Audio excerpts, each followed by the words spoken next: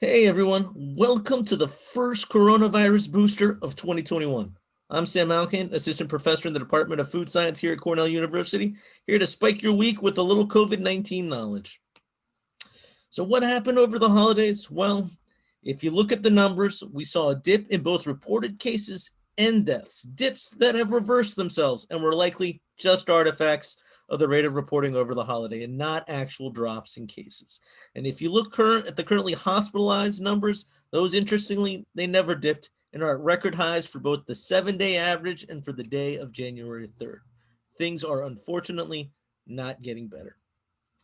And the national outlook is pretty representative of the outlook in New York. When we look at the latest reported positive rates, they're all around 5 to 10% for the regions here in New York.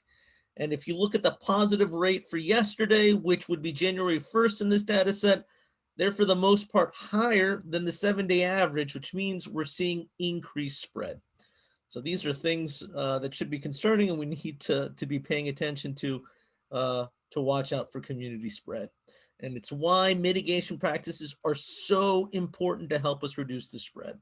Now, on top of all this, there's been a lot of talk about a new strain of COVID-19, first identified in the UK, but has since been detected in over 33 countries and in 3 states here, California, Colorado, and Florida, which is really across the United States. So it's probably already here in New York as well. It's still early in the characterization of the strain, so I would steer clear of absolutes. But the initial reports suggest that this strain is not more deadly, but maybe more easily transmitted from person to person.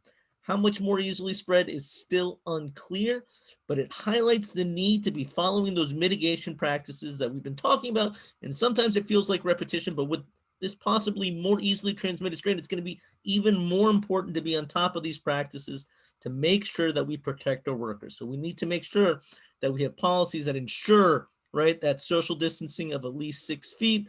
We need to make sure our employees are wearing face coverings at all times.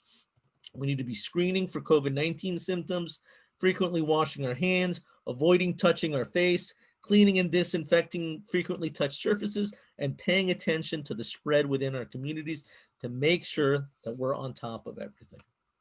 Now, many people also traveled over the holiday season, and a lot of people are getting tested as they return to clear themselves. I'm going to suggest that you be very cautious with people who have traveled or entertained travelers, particularly with the potential of this more highly transmitted strain out there.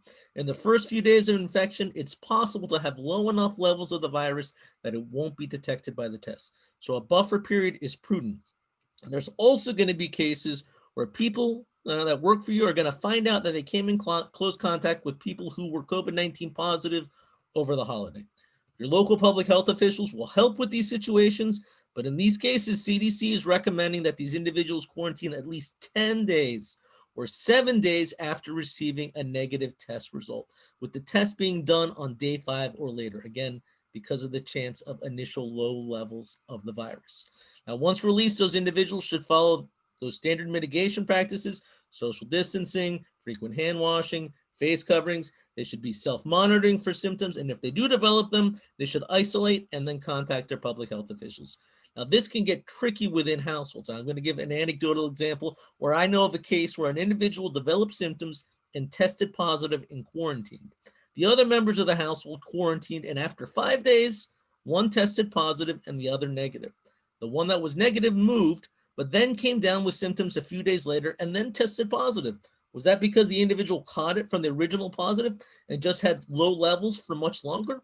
Or was it because the transmission event wasn't between the initial positive and that person, but between them and the second positive? So there hadn't been enough time for the virus to reach high enough levels, right, for them to test positive.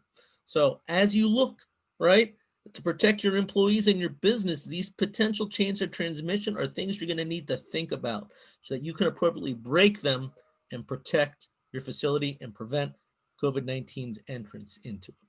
So that's your coronavirus booster. I hope you had a safe and happy holiday season. Stay safe by practicing social distancing, wearing your face coverings, and regularly washing your hands with soap and water or using the appropriate sanitizer. I look forward to seeing you next week. Take care.